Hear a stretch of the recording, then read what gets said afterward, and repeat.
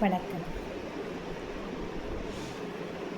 திருப்பள்ளி எழுச்சி என்று ஆண்டவனை துயில் எழுப்பக்கூடிய பாடல்கள். அது எல்லா கடவுளுக்குமே இருக்குது. பள்ளி எழுச்சி என்று எல்லா கடவுளருக்கும் நாம் பாடல்களை இயற்றி பாடி கடவுளை எழுப்புவதாக ஒரு ஐதீகம் எல்லா கோயில்லையுமே இருக்கும்.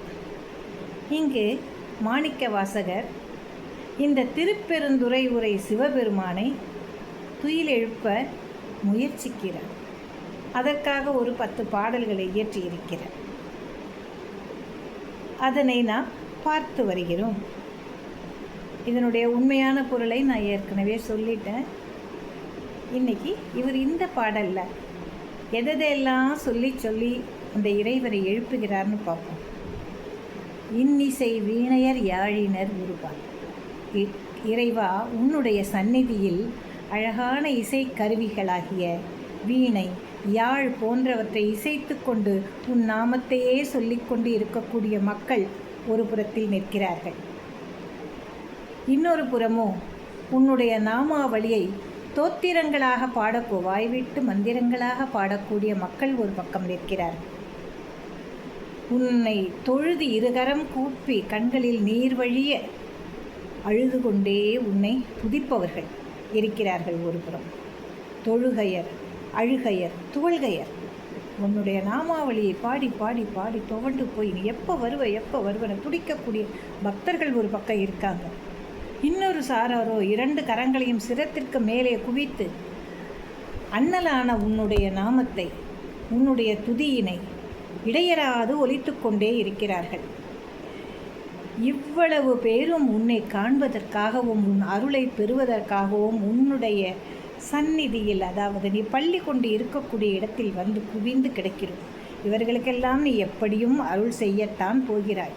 அவர்களோடு என்னையும் சேர்த்துக்கொள் இறைவா. இத்துணை மக்களோடு என்னையும் சேர்த்து எனக்கும் நீ அருள் பாலிக்க வேண்டும். அதற்காகவாவது நீ எழுந்து வா இறைவா. நீ ஒருபோதும் உறங்காதவன். யாருக்கு என்னென்ன வேண்டும் என்பதை நீ மிக தெளிவாக அறிந்தவன்.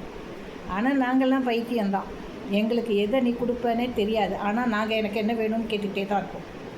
உனக்கு தெரியும் எதை உனக்கு கொடுக்கணுங்கிறது. உனக்கு தெரியும் என்னத்தை எங்களுக்கு தரணும், எப்போ கொடுக்க வேண்டும், எப்படி கொடுக்க வேண்டும். இது எல்லாமே நீ அறிந்தவன். இருந்தாலும் நாங்கள் மனிதர்கள் அல்லவா, எங்களோட மனசு கடந்து அடிச்சுக்குது. நீ எங்களுக்கு அருளை கொடுப்பாயா, கருணா மழையை கொடுப்பாயா, பொருளை கொடுப்பாயா, பொன்னை கொடுப்பாயா, உன்னுடைய இணை தாள்களை கொடுப்பாயா, உன்னுடைய கடல் அடிகளை நாங்கள் பற்றி எங்களுடைய கண்ணீர் வழியே உன்னை புகழ்ந்து பாடி உன் நாமத்தையே சொல்லி சொல்லி சொல்லி மாய்ந்து போகிறோமே. எங்களுக்கு நீ எப்படி அருளப் போகிறாய்? நீ ஒன்றும் தெரியாதவன் இல்லை. யாருக்கு எப்படி கொடுக்க வேண்டும், என்று கொடுக்க வேண்டும் என்பதையெல்லாம் அறிந்தவன். அதனால்தான் ஒரு பழமொழி கூட சொல்லுவாங்கள்ல, ஆட்டுக்கு வால் அளவழுந்து.